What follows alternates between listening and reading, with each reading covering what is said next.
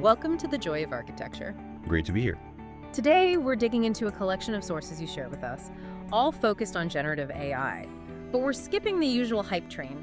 Our mission for this deep dive is to really unpack these sources and explore some of the, well, less discussed downsides, the challenges. That's right. There's a lot of excitement, obviously, but we need to look at the full picture. Exactly. So we're zoning in on three big interconnected areas today. First, this technical issue called model collapse. Yeah. Then the sort of negative ways GenAI is hitting established businesses. And finally, how it might actually be, discouraging human talent and creativity. Yeah, it's a critical perspective. As these tools get woven deeper into everything, understanding the potential pitfalls is, well, it's essential. It's not just about the promises. Okay, let's dive in. First up, model collapse. Sounds pretty dramatic. What exactly is it? It is dramatic, potentially. It's a really significant vulnerability, actually, right at the heart of how these GenAI models are developed. Basically, it's what happens when these AI systems start to, well, fail, or their performance seriously degrades. Yeah. And the key thing is when this happens.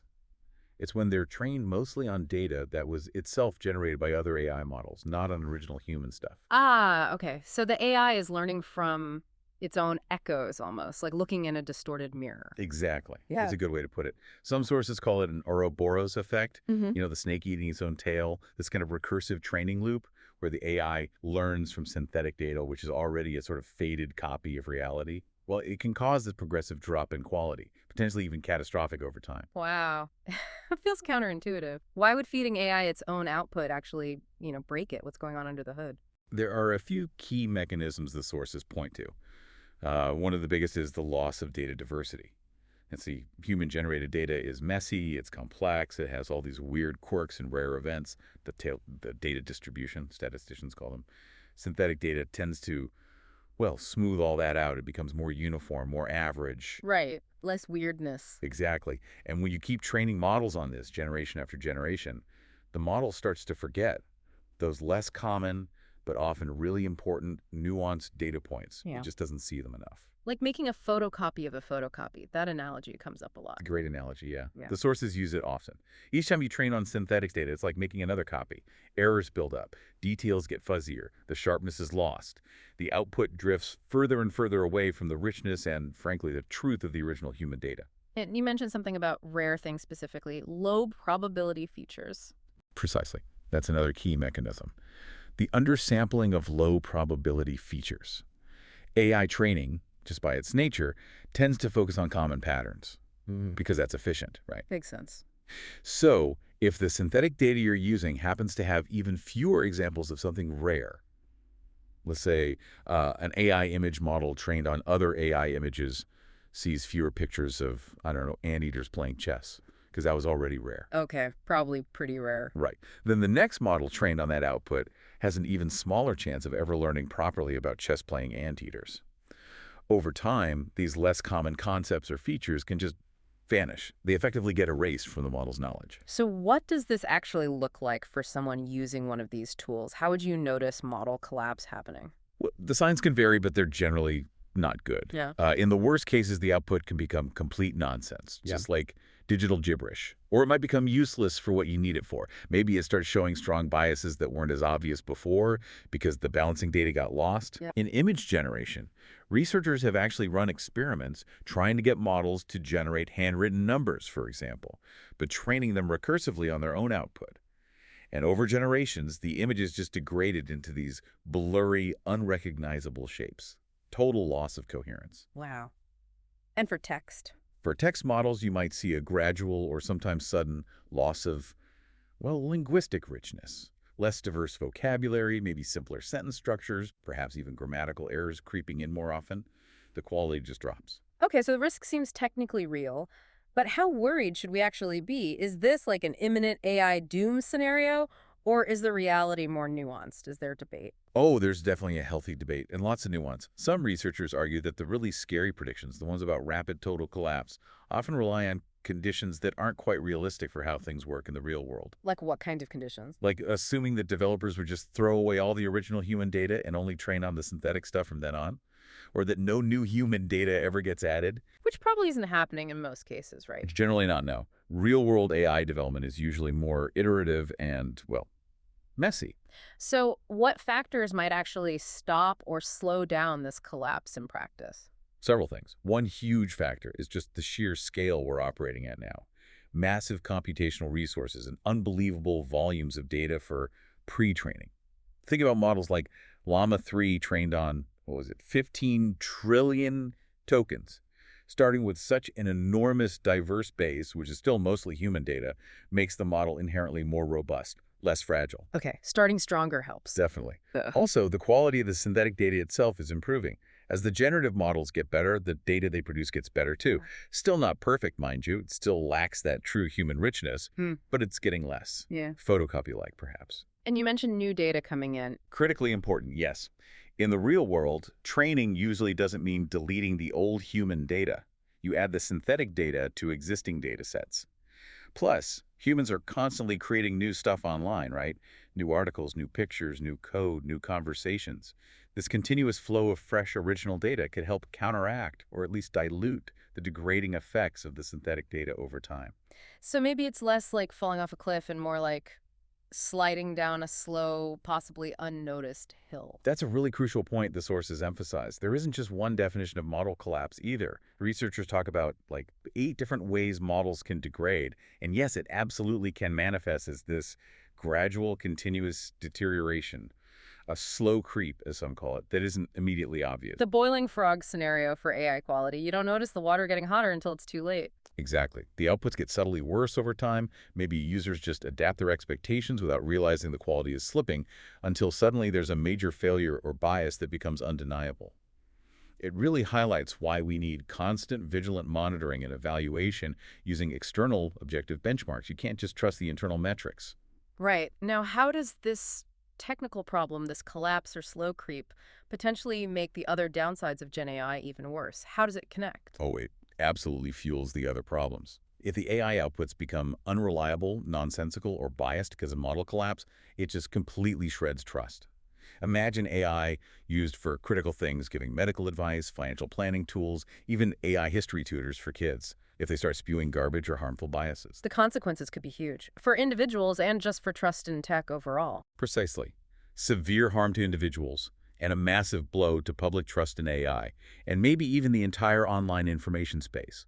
It also risks reinforcing existing biases.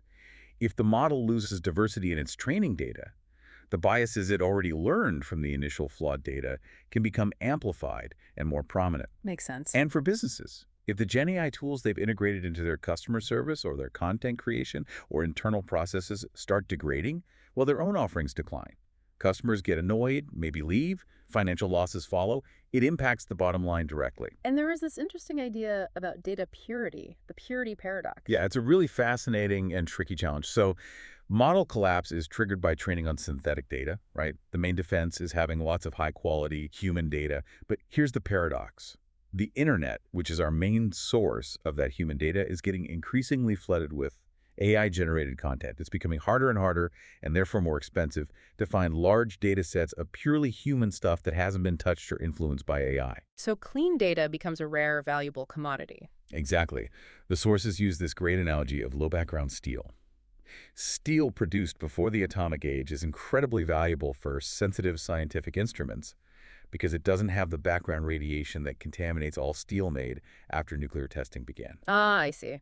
Data from before, say 2022, has a similar purity value because it predates this explosion of synthetic content online. Precisely. And that gives a huge strategic advantage to companies, usually the big tech players, that already happen to possess massive verified data sets from that pre-AI era. It's an asset that's very hard for newcomers to replicate now. Fascinating. Okay, so given this risk, what are researchers and developers actually doing or proposing to try and fight model collapse? What are the potential solutions? Well, the research highlights several strategies. A key one seems to be retaining a good chunk of the original human data. Don't just discard it when you add synthetic data to the training mix. Studies suggest that keeping even a fraction of that prior human data can help put boundaries on the error accumulation and potentially prevent that catastrophic runaway collapse. Okay, so don't throw the good stuff out. Pretty much. Another related idea is simply allowing the generated data to accumulate over generations alongside new real data, rather than strictly replacing old data with new synthetic stuff. let the ecosystem evolve more organically. There are also specific mathematical techniques being explored, things like adaptive regularization, mentioned in the context of certain types of models, though that gets pretty technical. Right. But fundamentally, there's a growing realization about the need to prioritize and actively source high-quality organic human data. And alongside that, there are increasing calls for policies around things like data provenance, knowing where data came from, and transparency in how models are trained. Groups like the Transparency Coalition are pushing for this. It sounds like it's very much an active area of research, a moving target, and a really complex challenge with no single silver bullet yet. Absolutely, it's ongoing work. Okay, let's shift gears then. Let's move to that second big area you mentioned. How GenAI is disrupting established businesses, often in negative ways. This takes us from the purely technical into the economic and industrial landscape. Exactly. Gen AI isn't just another tool.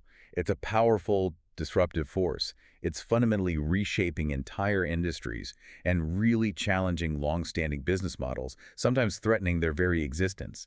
It's devaluing things we used to readily pay humans for. And one major theme that emerges from the sources is this potential for a winner-takes-all dynamic, right? A concentration of power. What's driving that? Several powerful forces are pushing in that direction. We just talked about one, that pre-2022 data advantage. Companies sitting on huge, clean, pre-AI data sets have a massive head start that's incredibly difficult for others to catch up to now. Okay, data is one piece. Then there's the sheer cost and complexity. Developing cutting-edge foundation models requires absolutely enormous capital investment and access to massive computing power. This inherently entrenches the existing large tech players who already have those resources. It's not a game most startups can easily afford to play at the highest level. So the barriers to entry are incredibly high, much higher than, say, developing a mobile app a decade ago. Far higher. The economies of scale involved in building and training these models are immense, and the first mover advantages are significant too. Once a company develops a leading model, it's hard for others to challenge it. This naturally leads to concerns about potential oligopolies, a market dominated by just a few giant players controlling the core technology. And the sources mentioned a lockout effect. How does that work? Yeah, this is really crucial for understanding the competitive dynamics. New companies, even if they have a clever idea, face this huge hurdle. They lack large user bases. Why does that matter? Because refining AI models, making them truly useful and competitive, relies heavily on feedback data from real users. Things like RLHF, reinforcement for high, learning from human feedback, where humans rate outputs or provide corrections. Okay, you need users to improve the product. Exactly. But you can't attract a large user base without an already competitive product. So newcomers are caught in this catch-22.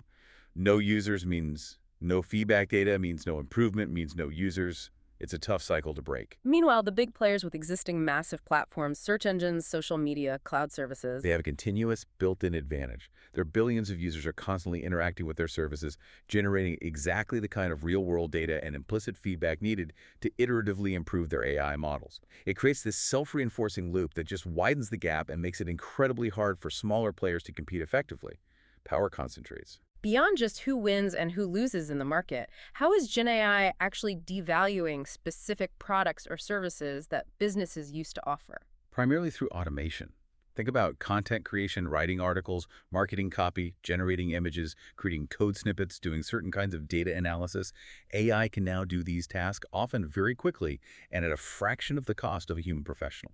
This directly devalues the work that previously relied heavily on human expertise and time in these domains. And it hits platforms that connect freelancers. Absolutely.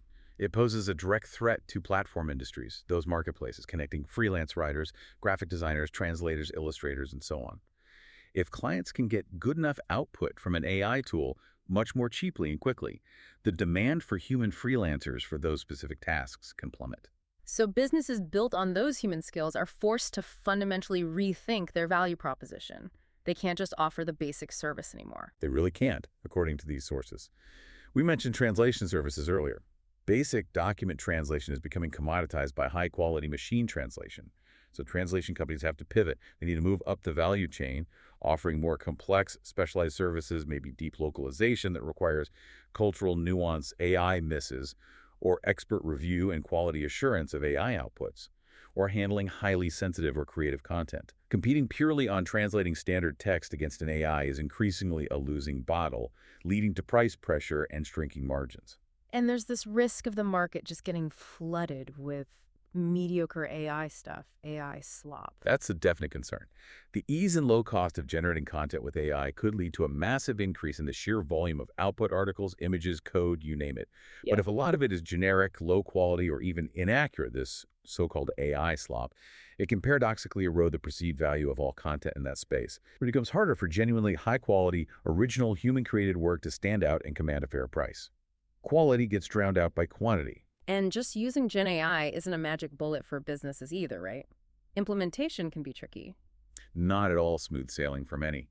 Companies often run into significant challenges when trying to scale up Gen AI adoption and actually get a positive return on their investment. There's still a lot of regulatory uncertainty in many areas. There's significant risks to manage, like ensuring the AI isn't biased or generating harmful content. Trust in AI outputs while growing is still often moderate, especially for critical tasks. And the costs aren't always obvious. Exactly. The hidden costs can be substantial and are frequently underestimated. Things like integrating the AI software with existing systems, upgrading IT infrastructure, hiring specialized AI talent or retraining existing staff, paying for cloud computing resources, and the ongoing costs of maintenance, monitoring, and updating the models. We're seeing reports, mentioned in the sources, of companies launching pilot projects with high hopes, only to abandon them later due to disappointing results or unexpected costs and complexity. Like that cosmetics retailer example you mentioned earlier. Yeah, that was a perfect illustration from the sources. A major cosmetics company rolled out an AI-powered product recommender on their website. Technically, maybe the AI was doing its job according to its internal metrics, but it wasn't properly connected to the real-time inventory system, so it kept recommending products to customers that were actually out of stock. Oh, that's frustrating. Hugely frustrating for customers. Yeah. So instead of boosting sales, it just created bad experiences. It highlights how AI can easily become a solution looking for a problem if it's not thoughtfully integrated into the entire business process and genuinely focused on delivering value to the customer, not just implementing cool tech. And what about those businesses like stock photo agencies that are licensing their own data to train the AIs? They're in a tough spot. That's the cannibalization dilemma. Hmm. It's particularly sharp in industries with large content libraries. Stock photo agencies, for example, are licensing their vast image collections to companies building AI image generators. This provides a welcome new revenue stream in the short term, which is tempting. But at the same time, they are actively helping to train and improve the very AI systems that are starting to compete directly with their core business licensing photos created by humans to human users. So they're essentially getting paid to help build the technology that might eventually make their main business obsolete. That's the fundamental risk, yeah. The sources cite estimates suggesting potentially huge annual revenue losses for the stock photography industry, hundreds of millions of dollars, if AI image generation displaces even a moderate portion of the traditional demand. It's a really difficult strategic tightrope to walk. The sources also pointed to specific examples in other sectors getting hit hard. They did. Beyond stock photos, we've already touched on the translation services industry, which has reportedly seen significant revenue declines and job displacement linked to the rise of powerful machine translation tools like Google Translate and specialized LLMs. Estimates point to tens of thousands of translator jobs potentially lost globally. Journalism, too. Journalism and the media are facing immense disruption. It's not just about business models adapting to digital. It's also about the erosion of public trust, fueled by AI-generated misinformation, deepfakes, and inaccuracies. That BBC study finding AI tools fabricating quotes and misattributing errors to legitimate news sources is really alarming for the information ecosystem. And then there were those worrying examples in hiring and HR. Yes, really concerning cases. In online tutoring, a company called iTutor Group faced a major lawsuit and had to pay a significant settlement over allegations that its AI-based hiring software automatically discriminated against older applicants. Similarly, Workday, a big HR software provider, faced a class action lawsuit alleging its AI tools for screening job candidates showed systemic bias against applicants based on race, age, and disability. Wow. So businesses using these tools, even third-party ones, carry significant legal and reputational risks if those tools have hidden biases. Absolutely. It highlights the critical need for due diligence and auditing when adopting AI tools, especially for sensitive functions like hiring. The impact isn't just economic, it's ethical and legal too. Stepping back a bit, what about the broader economic risks Gen AI poses beyond just disrupting specific company models? The sources point to several significant systemic risks. The ease with which GenAI can create convincing misinformation and deepfakes is a major one. We're talking realistic but fake videos, audio recordings, news articles designed to manipulate public opinion, commit fraud, scam people, or destroy reputations. And it makes it harder to trust anything online. Exactly. That BBC finding about AI attributing its own errors to real news outlets is part of that. It actively undermines trust in the sources we rely on. Then there are the massive unresolved legal battles around IP infringement. Training models on vast amounts of copyrighted data without clear permission or compensation is leading to major lawsuits, like the New York Times suing OpenAI. The outcome of these cases could reshape the industry. Privacy is another big one, right? Huge. Privacy violations are a constant concern, especially if sensitive personal data gets ingested during training, potentially without proper consent or anonymization. And from a security perspective, GenAI can lower the bar for cybersecurity attacks, making it easier for less skilled actors to create malware, craft sophisticated phishing emails, or find software vulnerabilities. And the overall cumulative effect of all this. It amounts to potentially significant systemic damage to the online information ecosystem. When you can't easily tell what's real and what's synthetic, when misinformation spreads like wildfire, it erodes the foundational trust needed for online interactions, commerce, and even democracy. It increases transaction costs because everyone has to spend more time and effort verifying information. And it could worsen information inequality. And we come back to that concentration of power issue. Yes, it reinforces that point. The immense cost and data requirements inherently favor the large, established corporations. This risks stifling smaller innovators, reducing competition, and potentially leading to a future where we're all dependent on a handful of dominant AI providers, possibly facing higher prices and less choice. It amplifies inequality rather than leveling the playing field. That's a sobering look at the business and economic side. Let's transition now to the third major area, the human element. How might Gen AI impact actual human talent, our skills, our creativity, maybe even discourage us? This is where it gets very personal for many people, I think. And while AI definitely has the potential to augment human capabilities, the sources we looked at raise some serious concerns and provide evidence about potential adverse effects on human talent. Starting with the obvious ones, skill devaluation and potentially job displacement. Yes, that's front and center. Skills that were once highly valued and required significant training, things like professional writing, coding, graphic design, illustration, translation, certain kinds of analysis, are now tasks where AI is becoming increasingly proficient.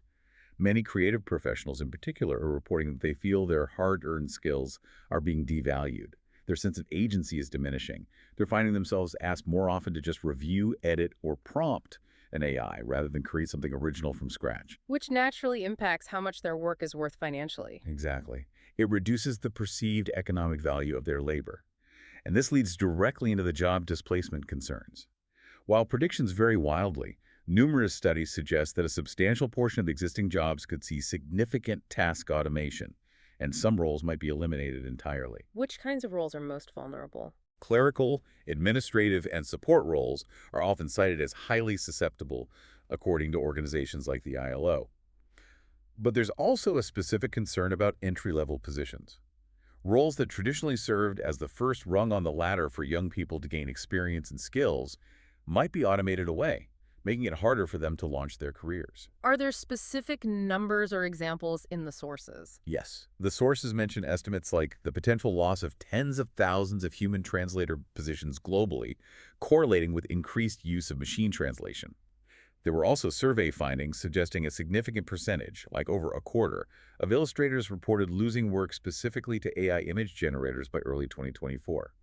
These aren't just abstract fears for some professions. So the whole landscape of skills needed in the workforce is shifting. It seems to be, quite rapidly. We might see declining demand for some traditional skills, like maybe fluency in multiple languages becoming less critical for certain roles if translation AI is good enough. But counterintuitively, we're also seeing forecasts of increased demand for uniquely human skills, things AI struggles with. Critical thinking, complex problem solving, creativity that isn't just pattern repetition, emotional intelligence, collaboration, communication. And this could change how companies are structured, that idea of the talent pyramid. There's a real concern about a hollowing out of the workforce structure. Hmm. AI seems particularly good at automating many routine, mid-level tasks. The problem is those tasks were often essential for learning and development. They were how junior employees gained the experience needed to become senior experts. Right, the stepping stones disappear. Exactly. If you automate away those middle rungs, you disrupt the traditional career ladder. This could make it much harder for people to develop deep, nuanced expertise over time. And it raises the risk of fostering an over-reliance on AI as an intellectual crutch, where people use AI to get answers quickly, but don't build the underlying understanding or critical thinking skills themselves. We might end up with fewer true human experts in the long run. That intellectual crutch idea is really potent. What about the psychological impact on professionals, especially creative ones? This is a really significant aspect. For many experts, particularly in creative fields, there's a reported loss of fun, meaning, and intrinsic motivation from their work. The sources suggest that the struggle, the challenge, the messy process of wrestling with a problem or bringing an idea to life, that's often where the deep satisfaction comes from. When AI makes complex tasks seem effortless, it can strip away that rewarding struggle. The craft itself can start to feel, well, redundant or less meaningful. Like the example with music generation. Exactly. The sources mention musicians experimenting with AI tools, finding that while it could generate technically proficient music quickly, it made the process too easy and diminished the satisfaction they usually got from the creative effort and problem solving involved. And could this affect how people see their own abilities, their creative confidence? That's the concern around reduced creative self-efficacy. If your professional role shifts primarily to prompting an AI or lightly editing its output, your belief in your own fundamental creative capacity might start to erode over time. Some research also links over-reliance on AI, especially in learning contexts, to a reduced sense of agency and potentially weaker critical thinking skills. You stop trusting your own judgment as much. And just plain old anxiety. Oh, huge amounts of anxiety and job insecurity. The perceived threat that AI poses to livelihoods is a major source of stress, particularly noted among creative professionals and also among young people like Gen Z looking at their future careers. Translators, for instance, widely report expecting lower incomes and less job security going forward. Is there also a risk that AI just makes everything bland, homogenized? That's a significant worry about the homogenization of creativity. Because AI learns from vast amounts of existing data, it's inherently good at identifying and replicating common patterns and styles. While it can remix these in novel ways, there's a risk that the outputs tend to converge towards a kind of average, losing the distinctive, unique voices and outliers that characterize human creativity. It could lead to a cultural landscape where everything starts to feel a bit repetitive or generic. Did the sources mention any studies on that? Yes, one study was cited that compared stories written solely by humans with stories written with AI assistants. It found statistically that the AI-assisted stories were more similar to each other, less diverse in style and content than the purely human-written ones. Interesting. And what about just broader effects on how we think, cognitive impacts? This is still an emerging area of research, but there are early indications and concerns. Some studies suggest that heavy AI users might start to perceive their own decision-making abilities as poor, or that reliance on AI could foster a kind of intellectual laziness by removing the need for deep thinking and effortful cognition, Particularly in learning. especially in educational settings. Research in areas like learning to program has shown that providing AI assistance too readily can actually hinder novices from developing fundamental problem-solving skills compared to more traditional methods where they have to struggle through it themselves. There's also a finding that sometimes increased confidence in AI outputs doesn't actually correlate with accuracy. People might trust the AI too much and become less likely to critically evaluate or verify its suggestions. Are there specific case studies in the sources that really illustrate these impacts on talent and creativity in practice? Yes, a couple stood out. One was a study looking at music video creators using GenAI tools on a large Chinese platform. The results were quite nuanced and surprising. It found that adopting GenAI actually increased the existing performance gap between creators. Lower ability creators were able to produce more videos using AI, but those videos tended to be less popular. Okay. Whereas the high ability creators, they used AI too, but often in more complex ways, like for sophisticated voice synthesis. They might have produced slightly fewer videos, but their AI-assisted videos actually saw a boost in popularity and engagement. Wow. So instead of leveling the playing field, the AI actually amplified the advantage of the already skilled creators. That's what that particular study suggested, yes. Okay. It challenges the simple narrative that AI will just democratize everything equally. It might actually benefit those with higher existing skills more, allowing them to leverage the tools in more sophisticated ways. That's fascinating. Any other examples? While there were surveys of freelance creatives across different sectors, consistently reporting feelings of reduced job security and pressure on their earnings, with translators and illustrators often reporting the most significant negative impacts so far. Interestingly, some studies also suggested potential gender disparities, with women in certain creative fields reporting greater negative impacts on their work flexibility and revenue compared to men. Hmm. For journalists, the need for AI literacy isn't just about using the tools, but critically about evaluating AI-generated content and combating misinformation. And in roles like customer service, AI is clearly altering the work, assisting human agents with information, drafting replies, which changes the skills needed, and likely the long-term staffing requirements. It really sounds like the impact is very uneven. It depends on your skill level, your sector, maybe even your demographic background. Absolutely. The sources strongly suggest that GenAI's impact is likely to widen existing disparities rather than narrow them in many cases. We see that potential skill-biased impact, like in the music video study. We see hints of demographic disparities, like the gender differences reported, or findings that young men sometimes express more confidence in using AI than young women. There are also clear global and socioeconomic disparities. The economic benefits of AI development are currently heavily concentrated in high-income countries, potentially widening the gap with developing nations.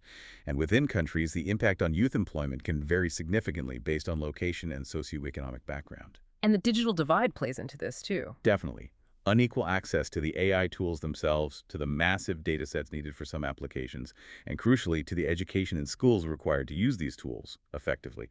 All of this exacerbates existing inequalities in learning, career opportunities, and economic outcomes. So what about that argument that AI democratizes creativity? That it lowers the barrier so anyone can create? Well, that's the paradox, isn't it? On one hand, it's true. AI tools do lower the technical barriers. Someone without traditional art skills can now generate images. Someone without coding experience can generate code snippets. More people can create certain kinds of output. But the potential downside. The potential downside is that if this simply leads to that flood of generic, often low-quality AI slop we talked about, it can have the perverse effect of devaluing human skill, craft, originality, and deep expertise overall. When the market is saturated with easily generated content, it becomes much harder for genuine human talent, unique perspectives, and high-quality craftsmanship to be noticed, appreciated, and importantly, economically rewarded. The ease of production doesn't automatically translate to valuable or meaningful creation. Quantity risks overwhelming quality. Okay, wow. So we've covered a lot of ground here. The technical fragility of model collapse, the massive disruption and power concentration in the business world, and these really profound potential impacts on human talent, creativity, psychology, and inequality. It's clear these aren't just separate problems. How do the sources suggest they all connect and feed into each other, and what's the path forward? They are incredibly interconnected. Absolutely. You can see clear feedback loops forming.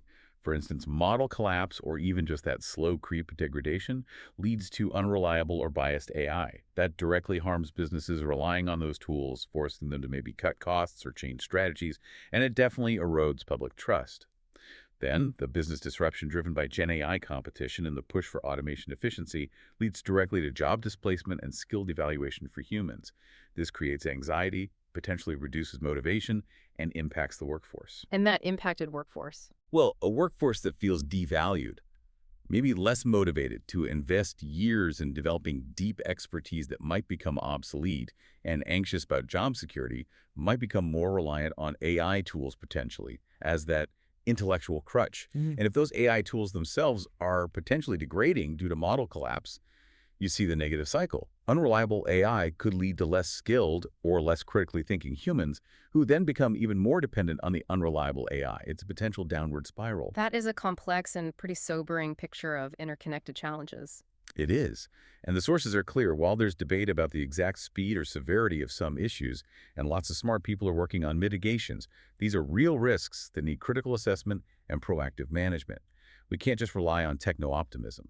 Navigating this successfully, the sources suggest, really requires a concerted effort from multiple angles. Policymakers, businesses, educators, individuals all have roles to play. So what kind of specific strategies or considerations do the sources point towards for these different groups? What should policymakers be focused on? For policymakers, several key areas come up repeatedly. Enhancing transparency is crucial, especially around data provenance. Where did the training data come from, and how models work? They need to grapple with IP law reform to figure out fair use, ownership, and compensation in the age of AI generation. Establishing clear accountability frameworks for harms caused by AI is vital. Promoting widespread AI literacy across the population is important. Thinking proactively about labor market adaptation, supporting retraining, lifelong learning, and social safety nets is essential.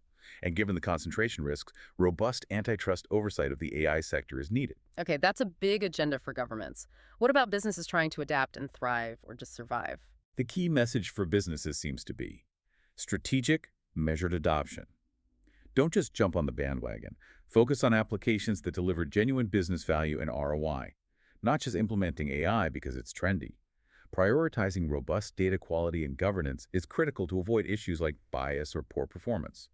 Crucially, businesses need to invest in their human capital, upskilling employees not just to use AI tools, but to collaborate with them effectively, focusing on those uniquely human skills. Maintaining human oversight in critical decision-making loops is essential. And perhaps most fundamentally, businesses in creative or knowledge-based fields may need to redefine their value proposition, moving beyond just automating tasks to offering something more unique, like deeper insights, bespoke solutions, or enhanced human interaction. And finally, for us as individuals, trying to navigate our careers and lives in this changing landscape. The advice boils down to cultivating what makes us uniquely human. Yeah. Really focus on developing and honing skills like critical thinking, nuanced judgment, emotional intelligence, complex problem solving, and genuine creativity that goes beyond just rearranging existing patterns.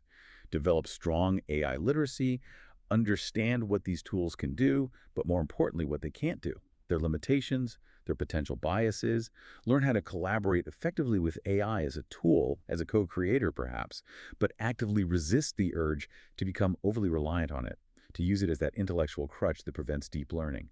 And finally, advocate for fair standards, ethical development, and responsible deployment of AI within your own profession and in society more broadly. It really sounds like it requires a pretty fundamental shift in how we think about value itself. I think it does, yes. The sources strongly suggest that as GenAI continues to make routine information processing and basic content generation increasingly abundant and cheap, the real durable value will increasingly lie elsewhere. It will shift towards things like originality, authenticity, critical judgment, deep contextual understanding, human connection, empathy, and the ability to tackle those complex, messy, ill-defined real-world problems that current AI still struggles mightily with.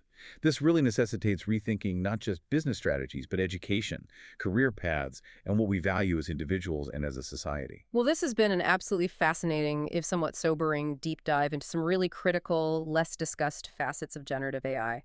We've unpacked the technical risks of model collapse, explored the significant ways GenAI is disrupting businesses and potentially concentrating market power, and examined the profound potential impacts on human talent, creativity, motivation, and inequality, seeing how interconnected these all are. It's clear that navigating this era successfully demands more than just hype. It requires a cautious, critical, and fundamentally human-centric approach. The goal should be steering this powerful technology towards genuinely augmenting human capabilities and potential, rather than inadvertently undermining the foundations of trust, creativity, and deep human expertise. So perhaps a final thought for you, our listener, to mull over as you encounter GenAI more and more in your own work and life. As AI gets better and better at handling tasks that once required significant human expertise, what are the truly unique contributions, the irreplaceable qualities that will define human creativity, human value, and human purpose in the years to come? Thank you so much for joining us for this deep dive. Yes, thank you. It was a vital conversation to have. And please make sure you subscribe so you don't miss our future deep dives into more fascinating and critical topics.